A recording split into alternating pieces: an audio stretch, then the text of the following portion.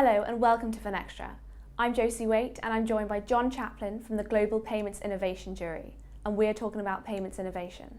Thank you for joining me, John. Thanks, Josie. What is the Payments Innovation Jury and how is it different this year? So the Payments Innovation Jury is something that's been going since 2008, and it's a group of chief executives around the world who come together virtually every 2 years, and they take a look at how innovation is happening in the payments industry. So its key thing is that it's global. We've now got 70 people, and that's what's really new this time. We've got a lot of people from People's Republic of China and Japan.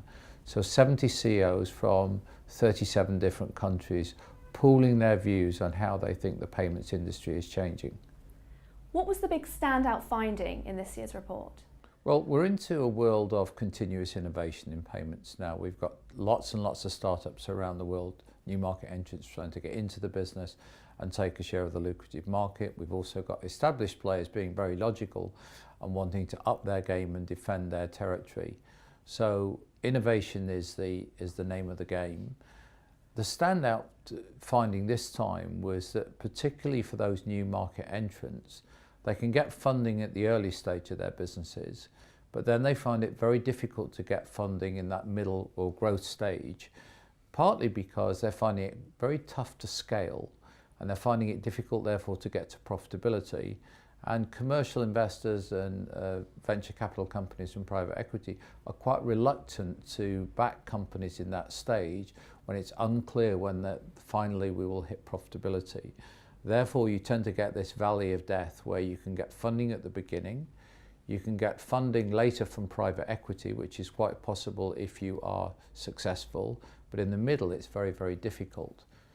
One question the jury has looked at this time is whether maybe bank funding is a way to solve that problem. Generally, the jury would argue that it's not a good route. In fact, the feeling is it so complicates the life of a new market company, a startup, that really you're best to try and resist it. But certainly if you feel you need to take bank investment, you're very much better to take investment from a group of banks rather than a single bank. That, very rarely seems to work. But I come back to the fact that if you really do get it through to a payments business through to profitability in big scale, there's some really attractive exit options with private equity and also with IPO listings. So, it's just a question of how you get through that middle phase. And that's the big finding this time. What is overhyped in payments innovation? So I've been in payments for quite some time, and I think there's always something that is going to completely change the world if we believe everybody.